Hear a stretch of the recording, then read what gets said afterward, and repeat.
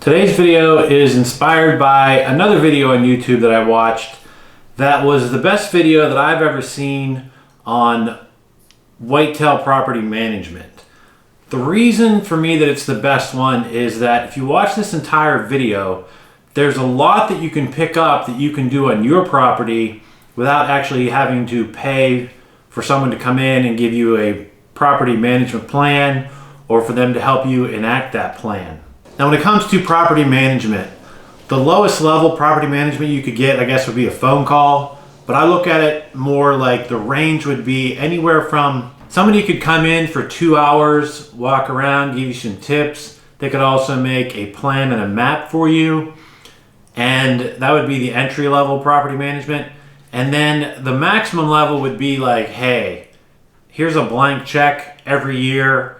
If you need to buy 5 blinds, if you need to have professionals come in to clear cut woods, soil tests, putting lime down, planting perfect food plots, blank check. So 2 hours to blank check, that's your range. Or watch all these different videos. This one is on the Seymour Bucks channel, but deer and deer hunting has a lot of videos about whitetail property management. So watch a lot of those videos, take notes, figure out what these guys are doing, see how you can do it yourself.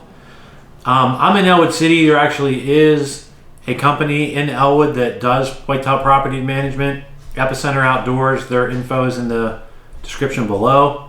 So I'm going to go over what I picked up from this video, and if you watch till the end, the video will pop up and you can watch that whole video also. So the main goal with whitetail property management is you want to keep your target deer, whether that's bucks or doe, on your property during daylight hours. Daylight hours because those are the hunting hours. So this might mean that you need to walk into your tree stand down a stream so you're not leaving scent, and it might mean it's going to take more time and you're going to have to walk a further distance. You're going to have to make sure you always have rubber boots on. You're going to have to only hunt your tree stands when the wind is blowing the proper direction. You might have to drive around somewhere and park your car and come in to your own property from somewhere else. But think about getting in and out of your tree stands or your blinds, whatever, without the deer knowing you're there. And the hard part about that is hunting ends when it gets dark. Deer start moving around when it gets dark. So you need to get out of your tree stand when deer are probably close to you and moving around. So what are you going to do? Maybe you could have someone drive in with a vehicle or quad and pick you up. If you have deer like ours, they're not afraid of quads. But that's something to think about. Please, if you have any tips on this, leave them in the comments below. So you need to eliminate red flags, and red flags for bucks. So one example I can think of is one year I worked on putting out a stick across the trail with a string tied to it, through some eye loops down to a little stuffed rabbit's ear, so that when the deer walked through and hit the stick, it would pull the string, flop the rabbit's ear. Makes for a great video and lets me know that the deer are coming. But I also had a camera on that stick that was hanging across the trail, and multiple times those deer would come in to that stick and their nose is here and the branch is here, and right where me and my wife and my stepson touched that branch, they would smell gone. They would instantly turn around. So if I'm ever doing anything like that again, maybe when you're setting up your trail cameras, you need to wear rubber gloves.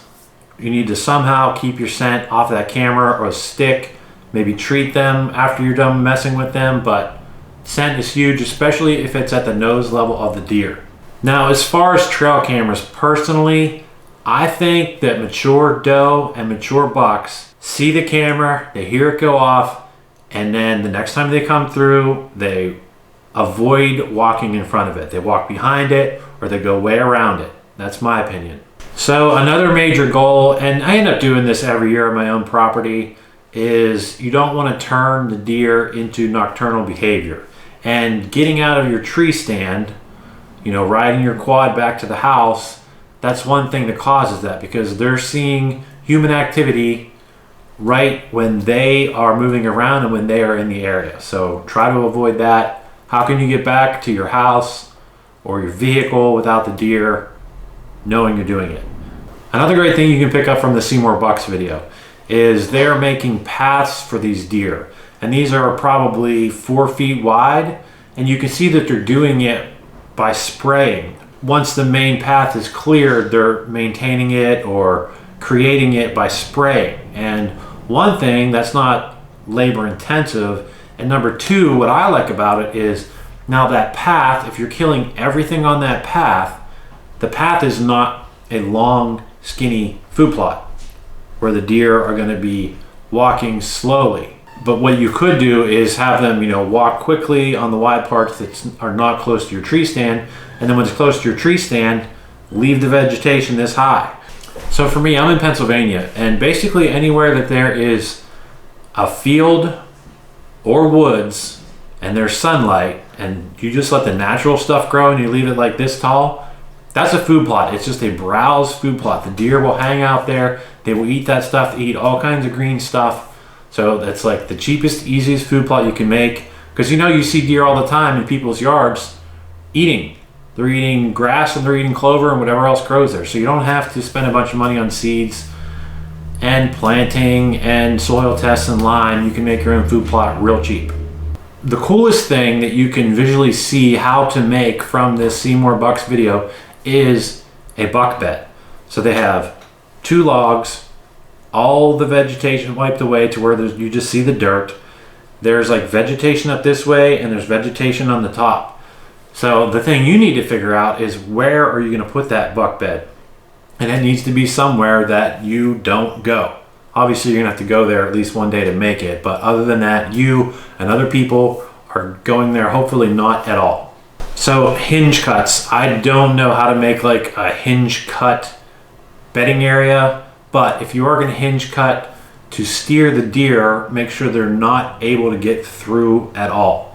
So if you have like a 60-yard part here, you don't want the deer to come down and go through it. You want them to go right or left, and you have a tree stand on each side. Make sure after you hinge cut, go back through, get other branches, make sure it's completely blocked off. The Seymour Bucks channel, they don't have sponsors from hunting products or property management companies. So the stuff that they use is stuff that works. All right, so the Seymour Bucks video is one of the best videos I've seen in a long time. Here is a link to it, and here's a link to one of my videos.